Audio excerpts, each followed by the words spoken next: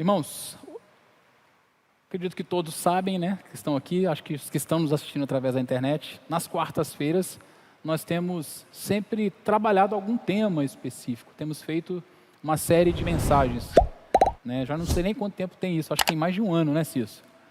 Tem mais de um ano que a gente tem feito essa dinâmica, e esse mês nós estamos trabalhando o tema orações não respondidas. Na primeira mensagem, eu falei sobre 3 tipos de oração que, segundo as Escrituras, que segundo a palavra de Deus, Deus não responde. Em primeiro lugar, eu falei sobre a oração que é feita sem fé. Em segundo lugar, eu falei sobre a oração que é feita em pecado. Em terceiro lugar, eu falei sobre a oração que é feita com a motivação errada. E nós vimos, através da palavra de Deus, que Deus realmente não atende, né, esses 3 tipos de oração. Dando sequência, na semana passada, o pastor Cício falou sobre o tema, o objetivo do clamor em nossas orações. E assim como sugere o título, o pastor Cício nos levou a refletir sobre qual é o sentido do clamor quando nós oramos a Deus, né? Se você não viu alguma dessas mensagens, eu quero te incentivar fortemente depois a ir lá no nosso canal e pesquisar e acompanhar, porque vale muito a pena. Está tudo lá no nosso canal no YouTube.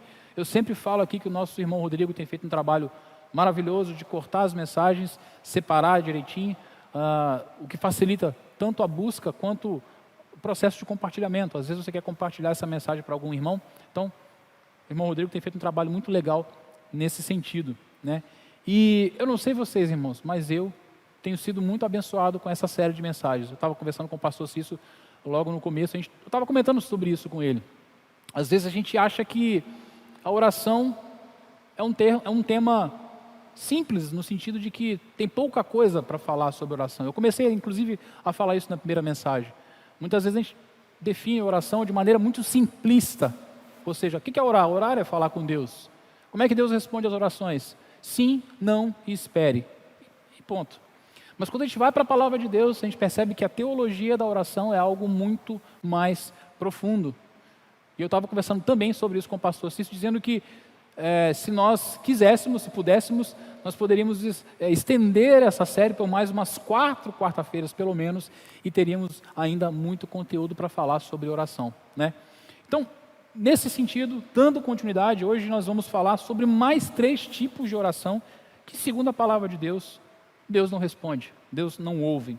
E por incrível que pareça, a primeira oração que Deus não responde é aquela que não é feita.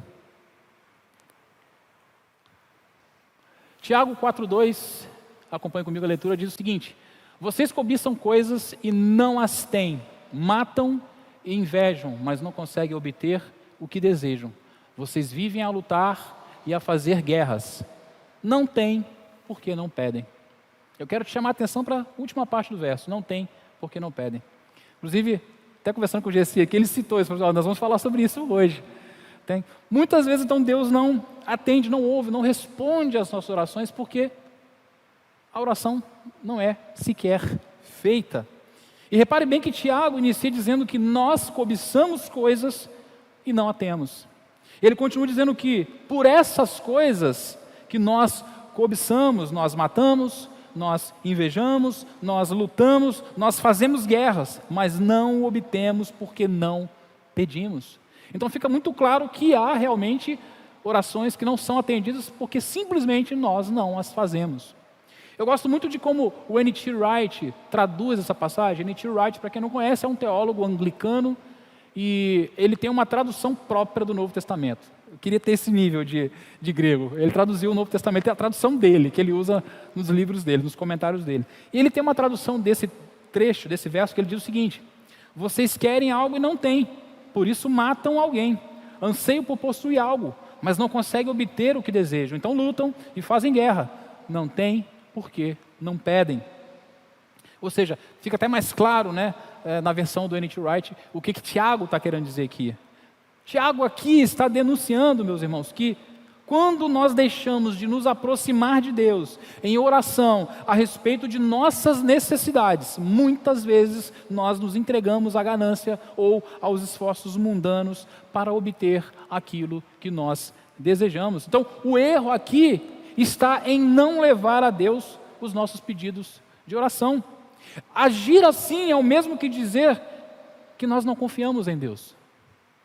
Porque quando, ao invés de pedir, ao invés de levar os nossos pedidos a Deus, nós agimos com ganância, nós tentamos, através da nossa própria força, conseguir o que queremos, como o Tiago diz, estamos declarando indiretamente que confiamos mais em nossos próprios meios do que nos meios de Deus. Isso me lembra, inclusive, quando eu estava preparando essa mensagem, me veio à memória uma música da banda Oficina G3, uma banda que eu gosto muito, eu sei que muitos aqui gostam também, e o nome da música é Meus Próprios Meios, está no disco Depois da Guerra, né? E a letra diz o seguinte: quantas vezes os meus próprios meios me levaram a lugar nenhum? Cada passo dado era um erro, que me afastava do objetivo. Essa parte aqui eu queria poder fazer, porque ele faz com uma voz bem gutural, ele diz: buscar as coisas certas da maneira errada, é o mesmo que nadar contra a maré. Lutando pelas nossas próprias forças, já entramos na batalha derrotados. Isso é uma grande verdade. Quando nós tentamos, através dos nossos próprios meios, buscar os nossos anseios, conquistar aquilo que desejamos, ao invés de levar aquilo para Deus, já entramos numa batalha já derrotados. Já estamos dizendo que somos derrotados, já estamos confessando isso na prática, né? E a oração é um dos meios que Deus nos deu para realizar seu propósito, ou seus propósitos no plural. Deus tem propósito para as nossas vidas? Tem, isso é fato. Mas um dos meios que Deus usa para realizar os seus propósitos é a oração. Por isso é importante que nós levemos todos os nossos pedidos a Deus. E vários textos vão enfatizar isso. Agora, isso não quer dizer, meus irmãos, que Tiago aqui está prometendo que Deus atenderá todas as nossas orações, que basta orar. Ora lá que Deus vai atender. Não, não é isso que Tiago está dizendo aqui. Eu orei, então é a certeza que Deus vai atender. Mas o que Tiago está dizendo aqui é que nós devemos sempre tornar conhecidos os nossos pedidos, independente se Deus vai atender ou não. Independente. O nosso dever é levar os nossos pedidos e torná-los conhecidos de Deus. Outro ponto importante de observar é que muitas pessoas querem receber, pedem oração, mas simplesmente não oram. Confiam, por exemplo, na oração do pastor. Pastor, ora aí por mim aí. Alguns acham que a oração de pastor é oração forte, né? Quem dera que fosse assim, né, Cícero, Dodô? Oi, gente. Acha que, sei lá, que o pastor tem uma senha, uma chave, tipo, alguma coisa especial. Gente, o pastor Cícero compartilhou na semana passada, que eu também falei na primeira mensagem, que nós também passamos por isso. Quantas vezes nós oramos e Deus responde não, ou Deus sequer responde. Eu até comentei que pior do que o não de Deus é o silêncio de Deus. Porque quando você tem um não, e você é um crente maduro, ou pelo menos está tentando ser, é não, beleza. Bom, a palavra de Deus fala que a vontade dele é boa, perfeita e agradável, então é não. Eu queria o sim, mas Deus disse não, então eu vou me acostumar com o não, porque mesmo que eu não entenda agora, o não de Deus é bom para mim também. Agora, quando Deus não responde nada, caramba, é muito difícil. O silêncio de Deus é algo que todos nós, inclusive pastores, temos que lidar. Aliás, não tem diferença nenhuma, irmãos. A oração de pastor não tem diferença nenhuma para a oração de um não pastor. Muitas vezes alguns irmãos me procuram para que eu ore. Pastor, você pode orar? Eu oro, claro. Não vou negar a oração para ninguém, mas saiba que você também pode se dirigir a Deus, né? Aí confio na oração do pastor, confio na oração do líder, confio na oração do irmão, mas não oram. Essas pessoas costumam agir assim, não desenvolvem um relacionamento de oração com Deus. E uma das características mais importantes da oração é que ela é um meio para nos aproximar de Deus. Ela é um meio para que nós possamos desenvolver um relacionamento de intimidade com Deus.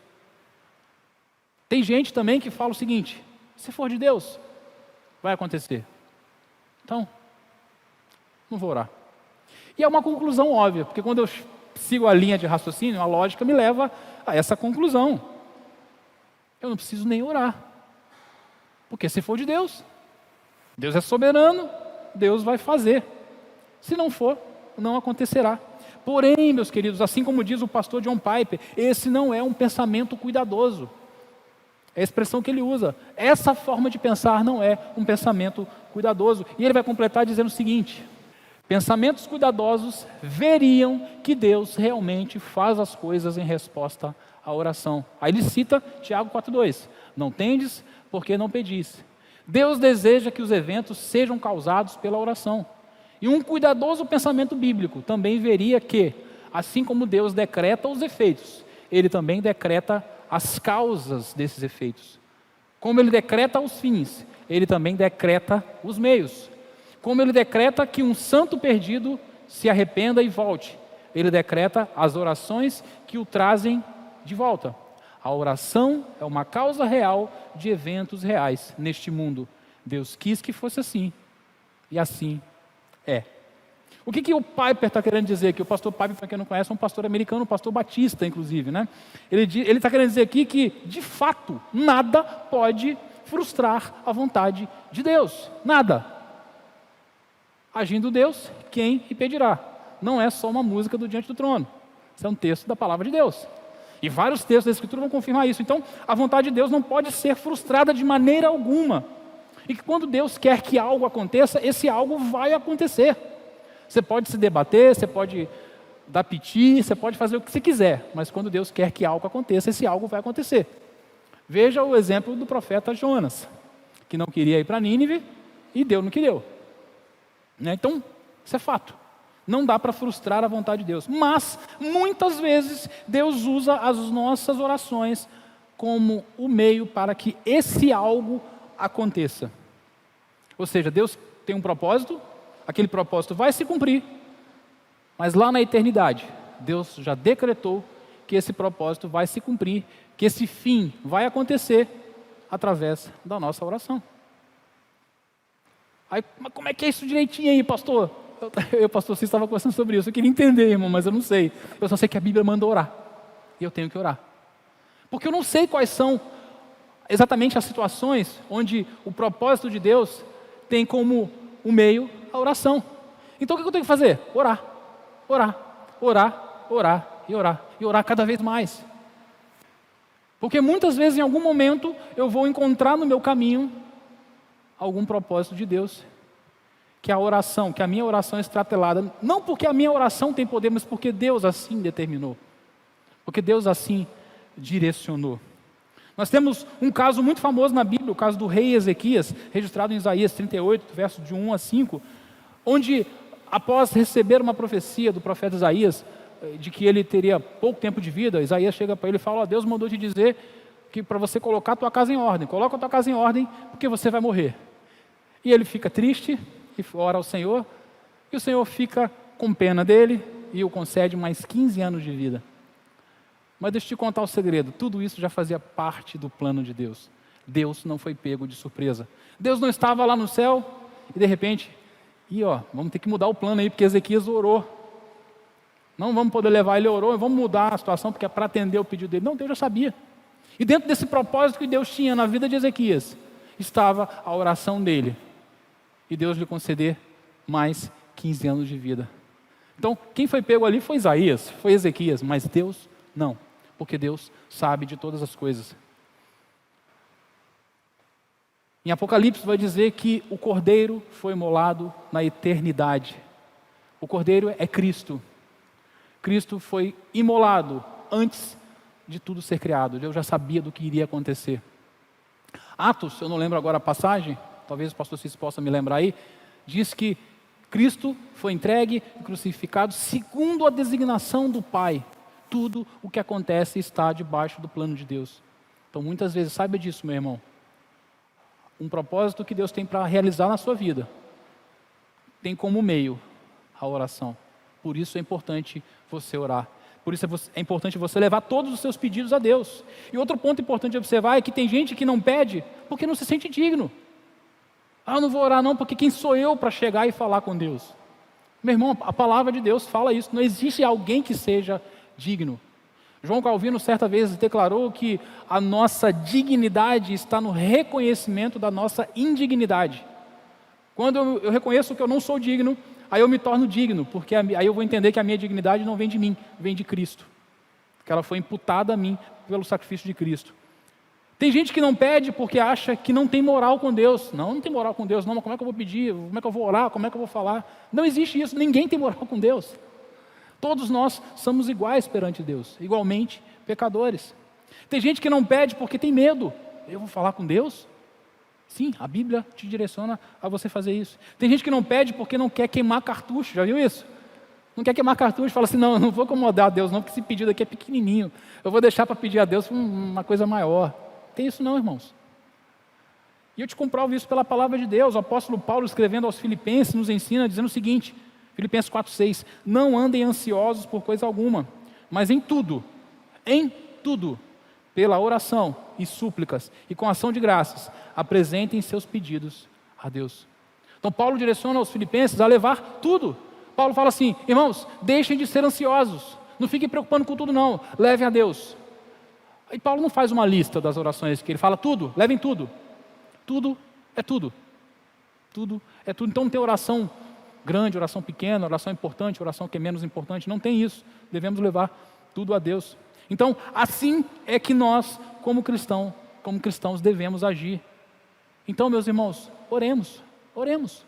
Nos coloquemos diante de Deus e coloquemos os nossos pedidos, os nossos desejos, os nossos anseios. Levemos tudo ao nosso Pai que está nos céus, porque essa é a vontade dele registrada na sua santa palavra.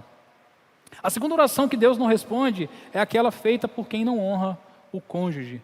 1 Pedro 3,7, acompanhe comigo a leitura, diz: do mesmo modo vocês, maridos, sejam sábios no convívio com suas mulheres e tratem-nas com honra, como parte mais frágil e co-herdeiras do dom da graça da vida, de forma que não sejam interrompidas as suas orações. Eu acredito que nenhum cristão em sã consciência duvida do quão importante é um casal viver em harmonia. Se eu perguntar aqui, igreja cheia, meu irmão, você acha que é importante viver em harmonia para um casal? Ninguém vai falar que não. Ninguém vai falar assim, não tem problema não, o casal pode viver brigando, pode viver se desentendendo. Todo mundo vai concordar que é importante que um casal viva em harmonia. Mas a grande verdade é que a maioria dos casais não leva em consideração a profundidade dessa importância, o quão isso é importante. E aqui nessa passagem, o apóstolo Pedro fala exatamente acerca disso. Ele deixa muito claro que a falta de harmonia dentro do casamento é mais prejudicial do que geralmente nós pensamos. Muitos maridos aí, com uma mentalidade mais carnal, vão achar que a falta de harmonia não é boa por outras razões, que a mulher vai dormir de calça, tal, né, vai ficar um tempo lá afastado do marido, mas é muito mais profundo do que isso, meus irmãos. Né? Ao ponto dessa falta de harmonia ser a causa de algumas orações serem interrompidas. E é claro, obviamente, que esse princípio vale para ambos, para marido e para mulher. Mas aqui, nesse verso, Pedro se dirige de forma específica aos maridos. Nós não temos tempo para considerar o início do capítulo, mas do verso 1 desse capítulo até o verso 6, Pedro fala de forma específica às esposas. Pedro destaca a importância delas serem submissas aos seus maridos. E então no verso 7, ele muda de foco, seu foco passa da mulher para o homem, para o marido, da esposa para o marido. E diz de maneira muito clara que se um homem não tiver consideração e respeito por sua esposa, suas orações serão interrompidas. Então o verso 7 está falando para homens casados, para nós aqui, tem um monte de homem casado aqui, está falando para nós. E aqui eu quero chamar a sua atenção, uma observação muitíssimo importante. Tem orações que Deus não ouve. Nós já começamos a aprender isso desde a primeira mensagem. Mas esse tipo de oração aqui é diferente, porque ela é interrompida. Quando eu estava preparando o estudo, a gente costuma fazer, irmãos, é uma técnica na hora de preparar o sermão que a gente chama de exegese. Então você vai esmiuçar o texto ao máximo, pegar as palavras, ir no dicionário grego, hebraico. Você faz um monte de coisa para tentar achar mais detalhes. Eu fui pesquisar essa palavra. Por que Pedro colocou orações interrompidas? E a palavra aqui quer dizer literalmente isso. Algo que é interrompido. É como se o cabra estivesse orando lá e Deus fala: ei, para, não quero te ouvir. Aí o cara vai orar, ele está maltratando a esposa, não está convivendo bem com ela. Ei, eu não sei se Deus manda calar a boca, mas talvez manda. Cala a boca, não quero ouvir você falar. Não sei. Mas a ideia que dá é exatamente isso. A ideia que a palavra sugere é essa. E isso é simples de entender. Um relacionamento vivo com Deus depende também do nosso relacionamento com o nosso próximo. A Bíblia está recheada de passagens que reforçam isso. E para quem é casado, não existe próximo mais próximo do que o seu cônjuge. O próximo mais próximo de você é o seu cônjuge. Então não adianta você falar: não, mas eu vivo bem com o meu próximo, mas você não vive bem com a sua esposa. Não adianta você falar: eu vivo bem com o meu próximo, mas não vive bem com o seu marido. Porque o seu próximo mais próximo é o seu marido ou a sua mulher. O pastor Hernandes diz que quando o marido falha em amar, em honrar e respeitar a sua mulher, suas orações são interrompidas porque, olha só o que ele diz, os suspiros da mulher maltratada se interpõem entre as orações do esposo e os ouvidos de Deus. Então, o marido mal está lá orando e os suspiros da mulher que sofre se interpõem e Deus não consegue ouvir, por isso as orações desse marido mal é interrompida. Porque Deus dá ouvidos aos suspiros de sofrimento daquela mulher que está sofrendo. Então isso é algo muito importante para nós nos atentarmos. Porque isso mostra, mais uma vez, que para Deus o casamento é algo muito sério. E que deve ser honrado, que deve ser respeitado. E por isso é importante que os casais tenham consciência de que viver em paz é a condição sine qua non, ou seja, sem a qual não só a saúde, para a saúde, né, para a importância da saúde do casamento, do relacionamento, mas também para a saúde espiritual de cada um. Uma coisa está ligada à outra. E queridos, é óbvio que numa vida a dois existirão momentos de desentendimentos, existirão momentos de brigas, de discussões, afinal nós somos seres humanos, somos seres falhos e somos seres afetados pela queda, vai ter isso. Eu lembro que uma vez eu estava vendo uma palestra sobre casais, aí o palestrante falou assim: irmãos, desde que eu casei com a minha esposa, eu nunca briguei com ela. Eu só não fui embora para não ficar feio, porque nunca vi uma mentira tão grande assim. Esse senhor que estava pregando, já era um senhor, já tinha muitos anos de casamento.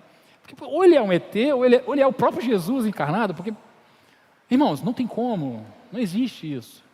E ele ainda pegou pesado, porque ele falou que nunca brigou com a mulher dele. Eu falei, alguma coisa está errada. E ele manteve aquilo ali, todo mundo ficou, gerou aquele burburinho no auditório, todo mundo ficou comentando, como assim? Nunca brigou? Isso não é possível, não é, isso não acontece. Todos os casais têm momentos de crises, de desentendimento. Isso acontece, a gente não está ignorando isso. Só que é importante que marido e mulher se esforcem no sentido de resolver essas questões o quanto antes, exatamente para que nossas orações não sejam interrompidas. E é por isso que Paulo, um texto muito famoso, escrevendo aos Efésios, diz: quando vocês ficarem irados, não pequem, apaziguem a sua ira antes que o sol se ponha, não deem lugar ao diabo. E obviamente aqui, meus irmãos, Paulo não está sendo literal. Paulo não está querendo dizer que você brigou com a sua esposa, que a sua esposa brigou com você, que você tem que ficar lá no relógio. Ó, vai dar meia-noite, hein? Vamos nos entender. Que às vezes não tem jeito, tem que esperar passar outro dia mesmo. Dependendo do gênero de cada um, às vezes é o marido, às vezes é a mulher, não adianta você tentar resolver no mesmo dia. Vai só piorar, você deixa para amanhã, mais calma e resolve. Mas tem que procurar o quanto antes fazer isso, para não deixar acumular as coisas e não termos as nossas orações interrompidas, né? Então, que nós, casados, possamos ter isso em mente.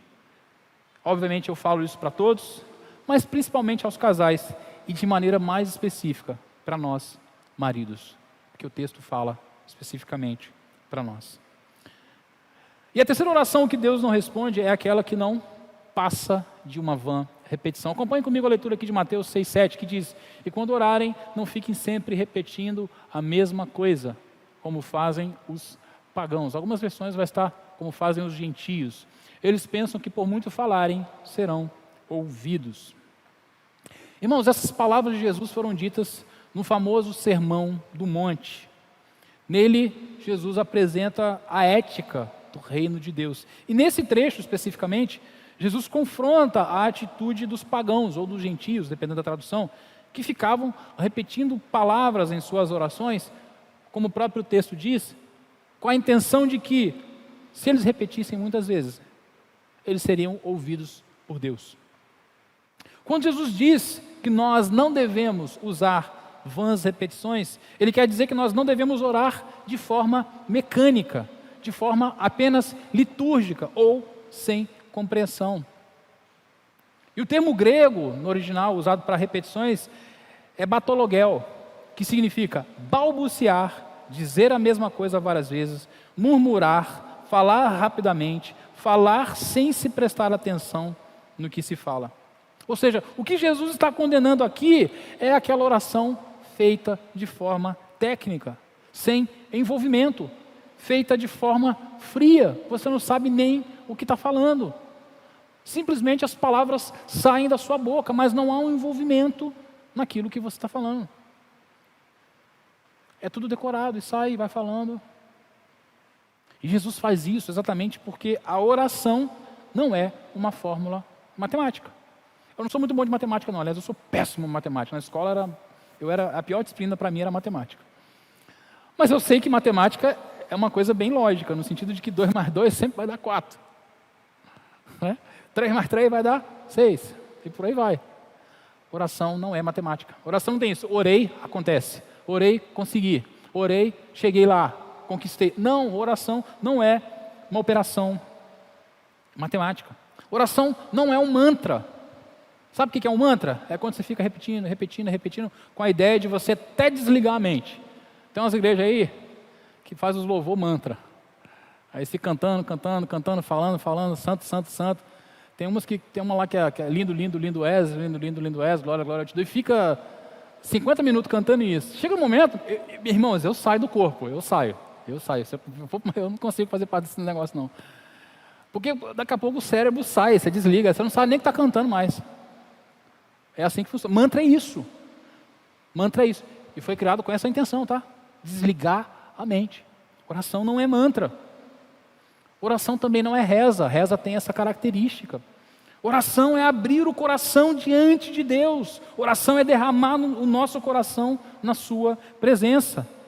Nós muitas vezes criticamos os católicos por conta de suas rezas decoradas, mas nós muitas vezes, com o passar dos anos, em nossa caminhada espiritual, agimos da mesma forma. Fazemos orações frias, fazemos orações mecânicas, orações cheias de frases repetidas. Orações que têm a intenção só de cumprir uma liturgia. Não, eu tenho que orar. Eu não orei hoje. Eu tenho que fazer uma oraçãozinha. Ou seja, não é aquela oração que você sente vontade de se relacionar com Deus, porque oração é isso. É relacionamento com Deus. Muitas vezes a nossa vida de oração se resume a orar em 3 momentos do dia. Café da manhã, Senhor Deus, obrigado pelo café que o Senhor me deu. Amém. Almoço, Senhor Deus, obrigado pelo almoço que o Senhor me deu. Amém. E o jantar, Senhor Deus, obrigado pelo jantar que o Senhor me deu. Muitas vezes se resume a isso. Muitas vezes oramos de forma tão mecanicista que nem pensamos mais no que nós estamos dizendo. Existe até um meme na internet, não sei quem aqui já viu esse meme, que é bem engraçado, que eu orando com sono. Quem já viu esse meme? Parece assim, eu orando com sono, tem a figurinha. Aí diz assim: Deus, dorme com Deus e abençoa os meus pecados. Em nome de Jesus, amém. Deus dorme com Deus e abençoa os meus pecados. Porque o cara já está caindo no sono, ele não sabe nem o que ele está falando, ele quer dormir, ele quer virar para o lado e dormir. Agora, tire a primeira pedra aquele que nunca fez isso, né? Que nunca passou por isso, que nunca chegou no outro dia de manhã e falou: rapaz, eu fui dormir orando, cara. Eu nem, estava pensando no que estava falando. Acontece, mas nós devemos evitar, porque esse tipo de oração é uma oração que não tem valor nenhum. Então orar assim é melhor do que não orar, porque não tem efeito nenhum. É melhor do que não orar, porque não é oração na realidade. Não passa de uma vã repetição. Outras vezes, estamos mais preocupados em mostrar o quanto nossa oração é recheada de palavras de efeitos, recheada de chavões, do que realmente em derramar o nosso coração na presença do Senhor. Eu às vezes participo de algumas reuniões aí, né, Cis? Aí tem uns irmãos lá que: Senhor Deus Todo-Poderoso, Deus de Abraão, de Isaac e de Jacó, Criador dos céus e da terra, digno és de glória. E gente, eu não estou falando que você não possa usar essas expressões, essas palavras, nem que você não possa adorar a Deus na oração. Mas você vê que às vezes o irmão está mais querendo impressionar pela oração dele do que qualquer outra coisa. O irmão demora 50 minutos na introdução da oração dele. E às vezes o irmão fala assim: irmão fulano, ora aqui para nós aqui, agradecendo a Deus, sei lá, pela bênção que Deus concedeu na vida do irmão Gessi. A oração é uma oração ali, para agradecer aquele foco, mas o irmão gasta meia hora de introdução. A intenção ali é mostrar o quão eloquente ele é na oração. Isso não impressiona Deus. Deus não está ligado nisso. Aí às vezes, eu já vi esse comentário, às vezes um irmão que está começando a caminhada na fé ali agora, pouco tempo, ele fala: não, mas eu não sei orar igual fulano de tal. Eu não sei orar igual o irmão X ou Y. Eu não sei. Irmão, faz uma oração tão bonita, né? cheio de palavras lá, fala de Abraão, Isaac, Jacó, fala de Davi, Salomão, cita todos os personagens do Antigo Testamento, do Novo, fala de todo mundo, né? Mas não é isso que impressiona Deus. E não estou falando que essa oração está errada não, tá, irmãos? Não estou falando.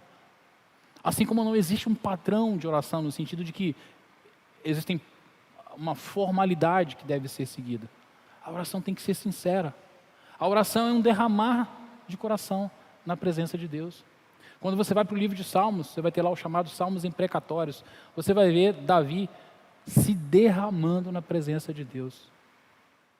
Às vezes tem algumas alternâncias, Davi falando, Senhor, está acontecendo, não vai fazer nada não, Deus. Pega meus inimigos lá e dá a cabeça dele nas pedras, faz isso. Mas o Senhor é poderoso, o Senhor é digno. Você vê Davi ali, até, você vê que Davi parece que estava meio, como é que eu diria, com um distúrbio de dupla personalidade ali, alternava. Não era não, é porque Davi estava sendo Davi. Ele estava sendo ele mesmo na oração. E o que Deus espera de nós? Que nós sejamos nós mesmos. Deus não espera que você ore igual fulano, beltrano, ciclano, Ele espera que você ore como você. Ele quer que você derrame o seu coração sendo você. Pai, está doendo. Pai, eu não estou conseguindo. Pai, está difícil. Senhor, eu não estou aguentando, me ajuda. Ou seja, eu não sei o que você está passando. Eu nem sei porque eu estou falando isso, porque isso aqui não está nem no esboço. Mas o que Deus quer de nós é isso. É um derramar sincero dos nossos corações, nossas orações. Tem momentos para fazer orações mais, talvez, litúrgicas? Sim, obviamente, sim. Mas nós não podemos achar que, como os pagãos, que por ficar repetindo, elas serão ouvidas. Isso não toca o coração de Deus. Sabe outro tipo de oração que não funciona também? Que é vã repetição?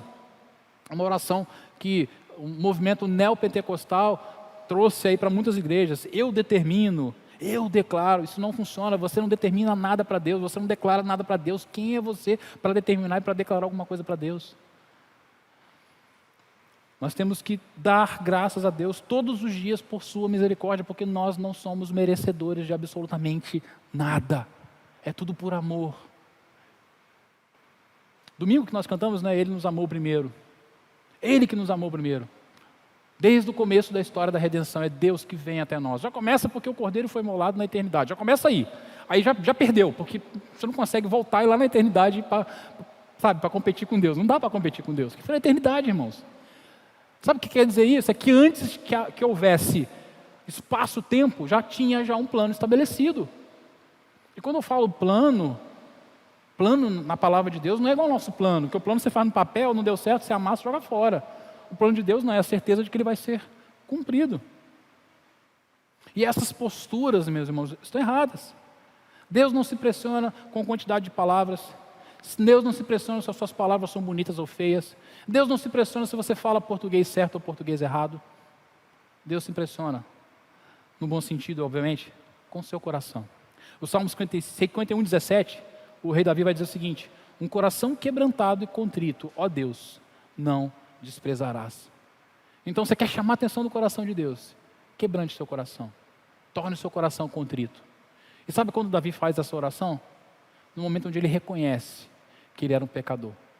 Onde ele reconhece as suas falhas. Onde ele clama a Deus que Deus não permitisse que o Espírito Santo se afastasse dele. E ele fala: Senhor, eu sei que um coração quebrantado e contrito, o Senhor não desprezarás. E é assim que nós devemos nos achegar a Deus. E para concluir, assim como eu falei na primeira mensagem, eu comecei falando também disso na introdução, oração não é algo complicado, você não precisa fazer uma faculdade de teologia para entender como que funciona a oração. A oração é realmente algo simples, mas ao mesmo tempo ela não deve ser vista de forma simplista. O que é de forma simplista? É uma tendência ou a prática que consiste em considerar, enfatizar apenas uma face de algo, ou apenas um aspecto das coisas. É uma simplificação exagerada. É como eu falei no começo, oração, é falar com Deus. Sim, é falar com Deus, mas tem algo a mais. A Escritura fala de outras coisas. Eu fiz 2 mensagens aqui, cada uma delas apontando 3 orações, 3 motivos porque Deus não nos ouve, não responde às nossas orações. Como eu falei, eu poderia fazer mais. Eu poderia, semana que vem, trazer mais 3, depois mais 3, tudo baseado na Bíblia. E a Bíblia traz para nós orientações importantes sobre como deve ser a nossa vida de oração. Então é importante nós nos atentarmos para isso. Hoje nós aprendemos que, independente se Deus vai nos atender ou não, devemos sempre levar as nossas orações a Ele. Nós não oramos porque Deus vai atender os nossos pedidos. Pode ser que Ele atenda, mas nós oramos em primeiro lugar, porque é uma forma de nos relacionar com Ele. E em segundo lugar, porque é assim que Ele ordena na sua palavra. Como cristãos, temos que obedecer. Pode ser que Ele atenda, pode ser que Ele não atenda.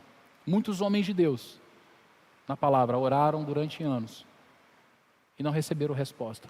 Muitos homens de Deus tiveram que contar com o silêncio de Deus. Muitos homens de Deus não tiveram as suas orações atendidas, mas não deixaram de orar. Nós aprendemos hoje também que a falta de harmonia no lar é a causa de muitas orações serem interrompidas. Devemos nos atentar a isso também. E por fim, aprendemos que Deus não fica impressionado com quantidade ou com a qualidade das palavras que utilizamos em nossas orações. Ele está interessado na sinceridade dos nossos corações. Então que nós possamos, todos nós, a cada dia, buscar orar cada vez de forma mais bíblica, seguindo aquilo que a palavra nos direciona. Amém? Eu quero te convidar a ficar de pé, para que nós possamos orar. Na sequência, eu estarei fazendo a bênção pastoral. Eu quero também te incentivar, nós estamos no culto de oração, meus irmãos. Se você não tem essa prática, eu quero te incentivar a fazer isso, a orar pelos pedidos da quarta-feira. Essa não é uma função pastoral. O Dodô domingo fez uma mensagem aqui maravilhosa, falando que o tema onde está o seu irmão, falando que a função de se preocupar com o irmão é da igreja, é do corpo. Não é do pastor. A gente acha que é o pastor, né, Dodô? Que o pastor que tem que ir atrás, o pastor que tem que procurar, o pastor que tem que ligar, o pastor. Tudo é pastor. A gente não combinou isso não, tá, irmãos? Mas a oração também não é função do pastor só. Nós, como igreja, devemos orar uns pelos outros. A Escritura nos ensina isso. Então, tira um tempo. Olha lá para o grupo. Amanhã, tira um período na quarta-feira lá, na quinta, desculpa. E ora pelos pedidos. Ora pelas famílias enlutadas. Ora pelas pessoas que estão enfermas. Ore pela nossa igreja. Ore pelos pastores. Ore pelos ministérios. Pelos departamentos.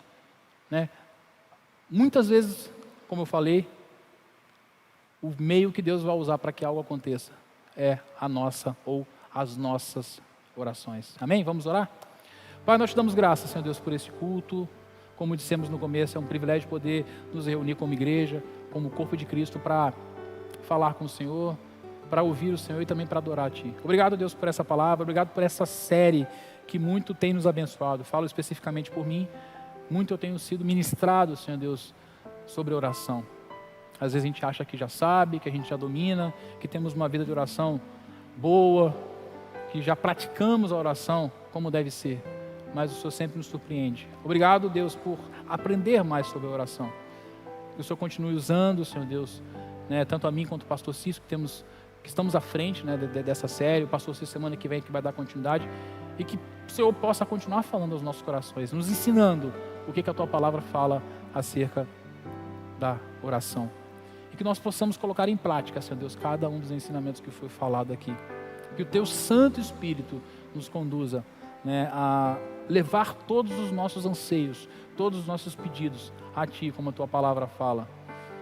Que nós, em nossos casamentos, possamos nos preocupar em ter um relacionamento, um convívio pacífico com o nosso cônjuge, para que nossas orações não sejam interrompidas.